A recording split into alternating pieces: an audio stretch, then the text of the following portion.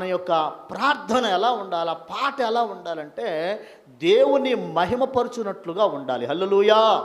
ఎప్పుడైతే అలాగా ఆరాధనలో పరవశించి పాడతామో దేవుని బిడ్డలరా, దేవుని మహిమ దిగి వస్తుంది. ఆరాధనలో నీలో ఉన్న బలహీనతలన్నీ వెళ్ళిపోతాయి. ఎప్పుడు పోతాయి? ఎలా ఆరాధన చేస్తే పోతాయి?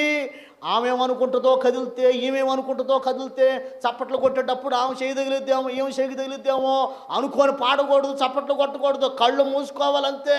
నీ గురి, నీ నేత్రాలు, నీ హృదయం అంతరంగం దేవుని వైపు చూస్తూ పరవశించి పాడినప్పుడు ఆ మహిమ నీ మీదకు వస్తుంది. హల్లెలూయా. ఆ మహిమ నిన్ను తాకుతుంది. హల్లెలూయా. ఆ ప్రభావం నిన్ను తాకుతుంది. ఆ ప్రభావం నిన్ను తాకినప్పుడు, నీ మీదకు వచ్చినప్పుడు నువ్వు పరవశించడం ప్రారంభిస్తావు.